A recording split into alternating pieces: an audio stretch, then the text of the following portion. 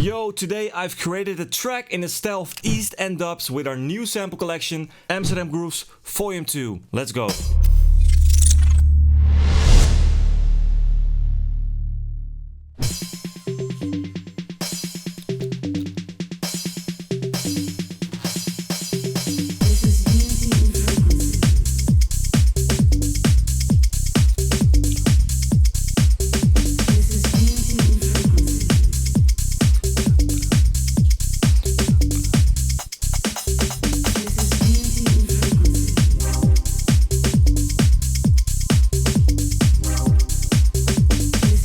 So I'm gonna start out with the bass, and this one is from our Serum collection of Amsterdam Grooves Vol.2, and it's called Blue Bass, and it sounds very aggressive, very low, and I really like this bass preset.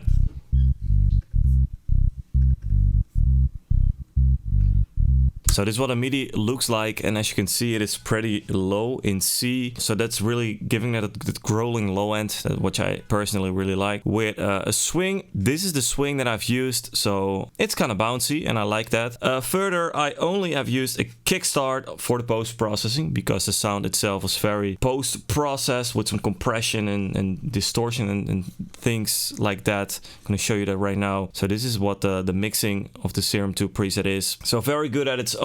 The next sound is the donk bass, and I really like this old school donk sound, and this one is also in the pack, of course. With some frequency modulation, and this is what a MIDI looks like with the same swing amount as the rest. And this is just going through the whole track, and it gives it really the bounciness, and it's kind of the response of the bass, like. Actually on these two notes, bum bum padam padam, and then together with this it sounds pretty nice actually. So this is how it sounds together. So that's very cool. On the B part I have this sound coming up, and this one is also from the new Serum collection of Amsterdam Grooves Vol.2. It's called Chord Amps Minor Step. And you can play around, you can make it longer. You can play around with the attack.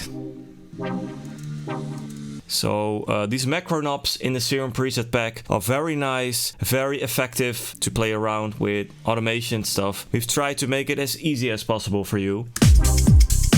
So then I have an effect over here. Very old school effect, I really like this one. And then some background noise in the background, of course. On the B part, I've pitched it up one octave like this, and I have an auto pen on it to make it a little bit more moving. Then a top loop, just one top loop. Didn't do any post-processing on this top loop, and only one kick. So together it's this. Sounds pretty good. Also no post-processing on the kick, and with the bass it sounds like this.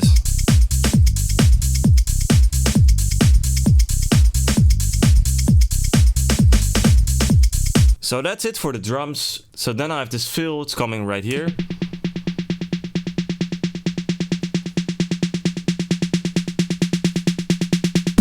And then I have another fill, a crash fill.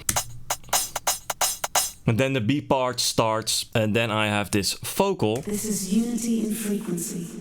You have a lot of great vocals in the pack, and this is one of them. And with some delay on it, it sounds like this. It drops very nice. And then the last thing is this crash together with the fill. It sounds like this.